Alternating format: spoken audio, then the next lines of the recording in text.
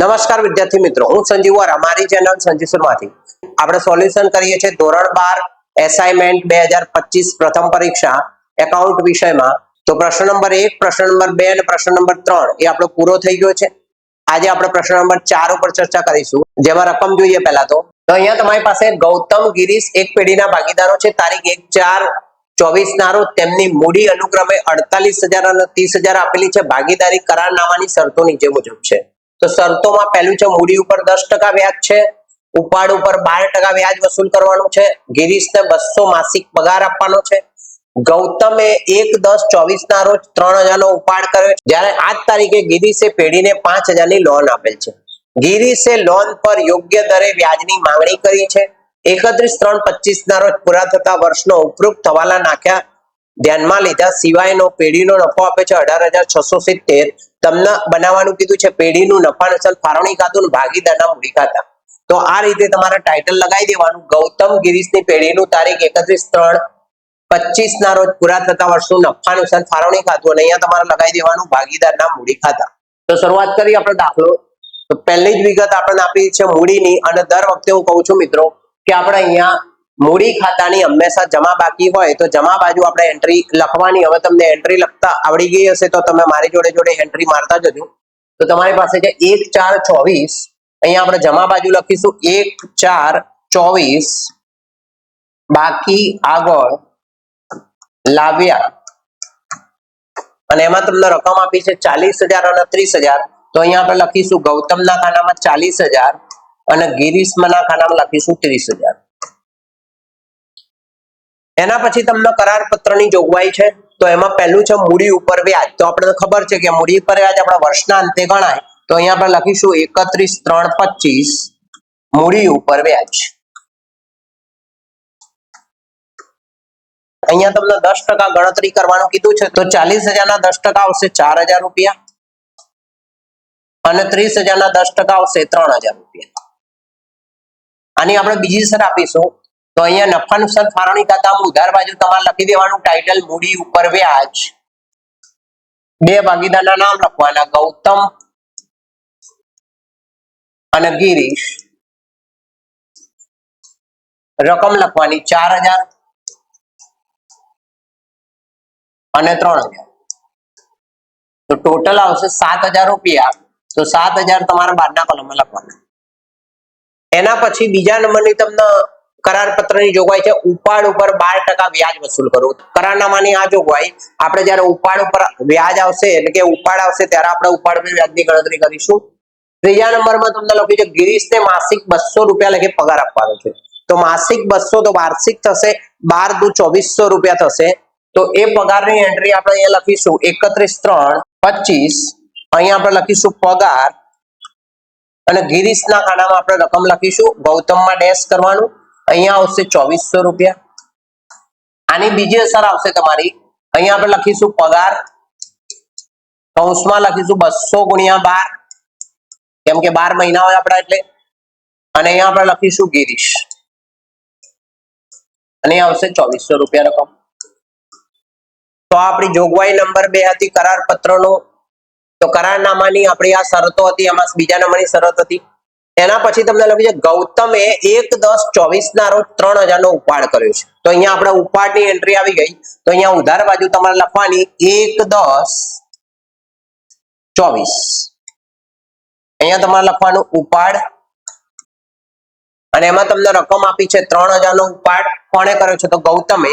તો અહીંયા તમારે ગૌતમના ખાનામાં રકમ લખવાની, ગિરીશમાં ડેશ કરવાની. આગળ તમને લખ્યું છે કે જ્યારે આજ તારીખે એટલે 1/10/2024 ના રોજ જ ગિરીશે પેઢીને 5,000 રૂપિયાની લોન આપેલ છે. તો મિત્રો આ ખાસ ધ્યાન રાખવાનું, આ જે લોન છે એ મૂડી દેવા બાજુ આવશે. આ લોનની એન્ટ્રી અહીંયા થશે નહીં, અને આની ઉપર જે આપણે વ્યાજ ગણીશું એ નફા નુકસાન ખાતામાં આવશે. અહીંયા આપણે નફા નુકસાન ફાળવણી ખાતું બનાવેલું છે. એનો મતલબ એમ થયો કે આ લોનની જે એન્ટ્રી છે એ આની અંદર આવશે જ નહીં. તો આપણે અહીંયા ઉપાડ ઉપર વ્યાજ પહેલા ગણી લઈશું. તો અહીંયા આપણે 31/3/25 અહીંયા લખીશું ઉપાડ પર વ્યાજ,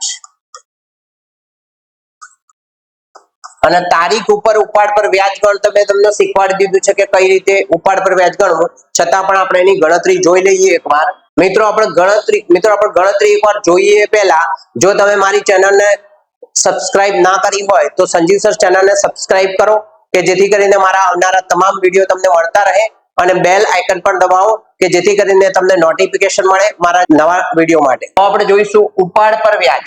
તો ઉપાડ પર વ્યાજની ગણતરી અહીંયા આપણે લખીશું ઉપાડ ઉપર વ્યાજ. તો અહીંયા તમારી પાસે ઉપાડ આપેલો છે 3000 રૂપિયાનો ઉપાડ. તારીખ તમને આપેલી છે 1/10/24. તો 1/10/24 થી 31/3/25 એટલે કે 6 મહિનાનું વ્યાજ તમારે અહીંયા ગણવાનું.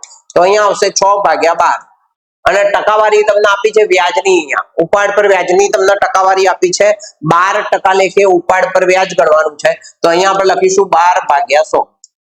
જો ગણતરી ના આવડતી હોય તો શીખી લેજો મિત્રો એકવાર કે જેથી કરીને દરેક ઉપાડ પર વ્યાજમાં આપણને તારીખ આપે છે ને એમાં ગણતરી કરવાનું તમારે હોય છે. તો જો એમાં થોડીક પણ ભૂલ કરી તો તમારો આખો દાખલો ખોટો પડશે. 8 માર્કનો દાખલો છે તમારો પ્રથમ પરીક્ષાનો. તો અહીંયા આપણે 12 તરી 36 6 તરી 18 તો અહીંયા તમારું વ્યાજ આવશે 180 રૂપિયા. કેમ કે આખા વર્ષનું વ્યાજ 12 તરી 36 360 રૂપિયા થાય અને અડધા વર્ષનું 180 રૂપિયા વ્યાજ થાય. તો અહીંયા ઉપાડ પર વ્યાજની આપણે એન્ટ્રી કરીશું ગૌતમમાં 180 રૂપિયાની. આની આપણે બીજી અસર આપીશું.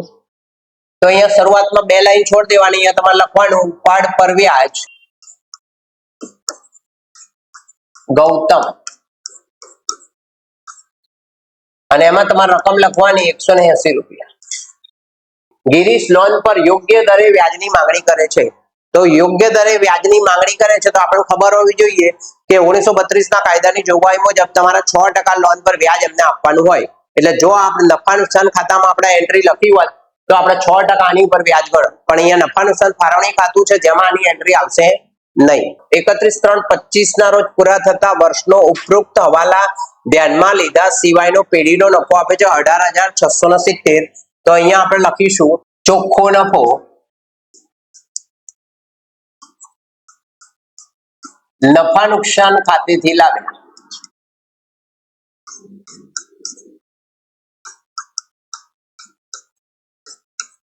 અને એમાં રકમ તમારી પાસે આવશે 18,670.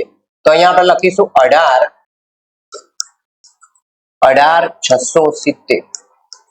તો આનું તમારું ટોટલ આવશે 18,850. એ ટોટલ તમારે અહીંયા લખી દેવાનું 18,850.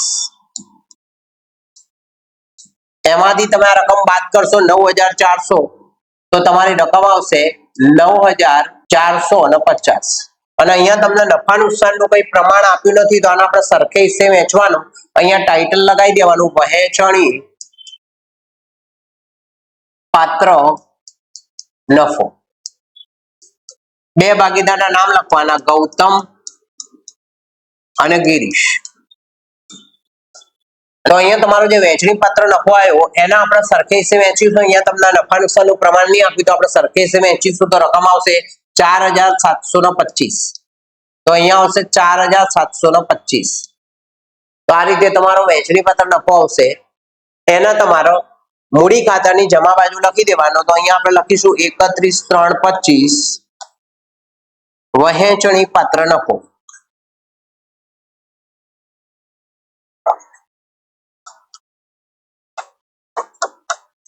તો અહીંયા આવશે 4,725 4,725 અને આનું આપણે ટોટલ કરીશું 30,033 33 ને 2 35 35 ને 4 39 39 ને 400. તો અહીંયા તમારું ટોટલ આવશે 40,125 અને આ તમારું ટોટલ આવશે 48,725. બંને ટોટલ આપણે ઉધાર બાજુ લખી દઈશું 48,725 અને આવશે 40,125. આપણે લખીશું 31/3/25 બાકી આગળ લઈ ગયા. અહીંયા તમારી પાસે કોઈ રકમ આપેલી નથી તો આ જ રકમ અહીંયા આવશે 40,125 એમની એમ આવશે.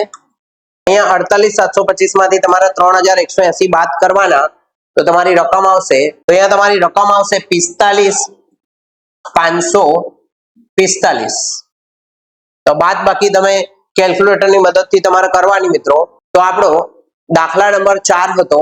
નેક્સ્ટ લેક્ચરમાં આપણે દાખલા નંબર 5 જોઈશું. થેન્ક યુ વિદ્યાર્થી મિત્રો.